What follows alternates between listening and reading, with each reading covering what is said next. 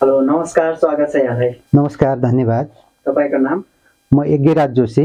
तपाईँको मिडिया यात्रा कसरी सुरु भयो? तपाईँले पत्रकारितालाई पेसाका रूपमा किन अँगाल्नुभयो? मैले पत्रकारिताको सुरुवात गरेको 1 दशकभन्दा बढी भयो। 2066 सालतिर धनगढीमा मैले पत्रकारिताको सुरुवात गरे हुँ। त्यसपछि म काठमाडौँ आएँ 73 सालमा। त्यसपछि मैले काठमाडौँमा प्रशासन.com, नागरिक न्युज, नेपाल समय हुँदै म अहिले चाहिँ गोरखापत्र डोटेली पृष्ठ संयोजकको रूपमा कार्यरत छु र डीसी नेपालमा डेस्कमा समाचार सम्पादकको रूपमा काम गरिरहेको छु। मैले पत्रकारितालाई पेसाको रूपमा किन अँगालेँ भन्ने कुरा तपाईँले गर्नुभयो। मलाई सानैदेखि ममा चाहिँ पत्रकारिताप्रतिको निकै रुचि र हुटुटी थियो। त्यही रुचि र हुटुटीले चाहिँ मलाई पत्रकारिता गर्नुपर्छ भन्ने प्रेरणा जागृत भयो। र अर्को कुरा, समाजसँग पनि जोडिन पाइने, जनताका कुराहरूलाई पनि सम्प्रेषण गर्न सकिने भएको हुनाले सँगसँगै जीविकोपार्जन, आर्थिक उपार्जन पनि हुने भएकोले गर्दा मैले यो पेसालाई चाहिँ रोजेँ। यो दशक लामो यात्रामा तपाईँले देख्नुभएका मिडिया उद्योगका ठुला परिवर्तनहरू के हुन्? सुरुमा हामी धनगढीमा काम गर्दाखेरि निकै गाह्रो थियो। प्रिन्टिङ मसिनमा चाहिँ पत्रिका हामीले छाप्थ्यौँ हातले। कतिपय अवस्थामा सुरुमा कम्प्युटर टाइप गर्न पनि आउँथेन, हामी हातले लेख्थ्यौँ। त्यसपछि प्रविधिले यति धेरै फड्को मार्यो कि हामीले चाहिँ पछिल्लो समय डिजिटल युगमा पुग्यौँ। हामी अनलाइन मिडियाहरू आए। त्यस्तै भिजुअलको समय छ अहिले चाहिँ। मान्छेहरूले चाहिँ टेक्स्ट पनि मिडियामा निकै धेरै फड्को मार्यो। समाचार पनि एआईले अहिले पढ्छ। हामीले लेखेका अनलाइन सञ्चार माध्यममा राखेका न्युजहरूलाई पनि एआईले पढ्छ। अहिले मान्छेहरू भिजुअलमा, अडियोमा अभ्यस्त भएका छन्। निकै धेरै क्वालिटी फेर्यो।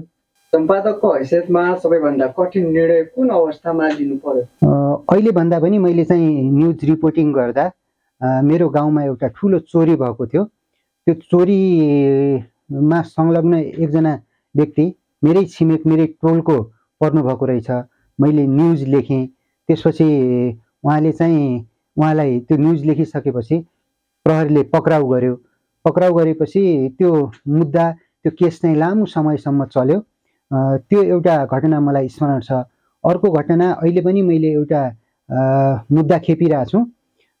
नेपाल समयमा काम गर्दा मैले एकजना वैदेशिक रोजगारी ठगी सम्बन्धी न्युज लेखेका थिएँ। अनि त्यो ठगी सम्बन्धीको न्युज लेख्दा उहाँले चाहिँ ठग्नु पनि भयो र पीडितकै नाममा मुद्दा पनि हाल्नुभयो। त्यसमा मलाई पनि न्युज लेखेकै भरमा दोषी ठहर गर्नुभयो र मेरो नाम पनि किटान गर्नुभयो। 2 वर्षदेखि त्यो मुद्दा काठमाडौँ जिल्ला अदालतमा चलिरहेछ। मैले त्यो पनि खेपिरहेको छु। यस्ता थुप्रै घटनाहरू छन्। कहिले फोन आउने, कहिले चाहिँ तपाईँको धम्की दिने, कहिले चाहिँ यो किन लेखेको भन्ने, त्यो राजनीतिक नेतृत्वबाट कतिपय अवस्थामा विभिन्न ठाउँबाट त्यस्तो कुराहरू आइरहेको छ। यी कठिन निर्णय नै हुन्, तर तिनीहरूसँग हामीले फेस गर्नुपर्छ। हाम्रो आफ्नो पत्रकारिताको धर्मलाई भुल्न हुँदैन। त्यसबाट हामी विचलित नभएर अगाडि बढ्नुपर्छ। म सबैलाई यो सन्देश आग्रह पनि गर्न चाहन्छु। पत्रकारिताको सुरुवातमा र अहिलेको बीच तपाईँको दृष्टिकोणमा कस्तो परिवर्तन आएको छ? ठुलो परिवर्तन छ। सुरुमा अहिले न्युजहरू एकदम मान्छेहरू सतही रूपमा प्रस्तुत हुन थाले। खोजी पत्रकारिता अलिकति घट्दो क्रममा हो कि भन्ने चाहिँ एउटा चिन्ताको विषय छ। त्यो बहसको विषय पनि होला। तर डिजिटल सञ्चार माध्यमको विकासले नेपाली आम सञ्चार क्षेत्रमा निकै ठुलो फड्को मारेको छ। एकदम धेरै फड्को मारेको छ। अहिले चाहिँ गाउँ गाउँमा सूचनाको पहुँच, रेडियो, टेलिभिजन, अनलाइन सञ्चार माध्यम, सामाजिक सञ्जालका कारणले गर्दा अहिले गाउँ गाउँका जनताहरू, दूरदराजका जनताहरू सुसूचित हुनुभएको छ र त्यहाँको समाचारहरू देशका कुना कन्दरामा सम्प्रेषण भइरहेछ।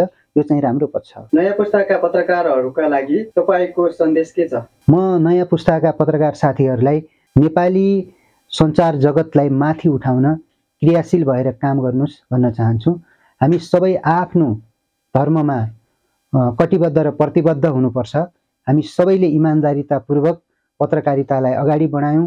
जुन राज्यको चौथो अङ्ग भनेर चाहिँ आम सञ्चार माध्यमलाई, पत्रकारितालाई भनिन्छ, यसको गरिमा हामीले जोगाउन सक्यौँ भने हामीले मुलुकमा समृद्धि हासिल गर्न, व्यथितिका कुराहरूलाई नियन्त्रण गर्न, भ्रष्टाचारलाई नियन्त्रण गर्न सञ्चार माध्यमको ठुलो भूमिका हुन्छ। राजनीतिक दलहरूले, समाजका अन्य विभिन्न बौद्धिक वर्ग, विभिन्न पाटाले कतै केही गल्ती गरिरहेको छन् भने त्यसलाई पनि हामीले सुसूचित गर्दै झकझक्याउने काम, उहाँहरूलाई वफादारीतामा प्रतिबद्ध हुन हामीले प्रेरित गर्ने काम गर्नपर्छ।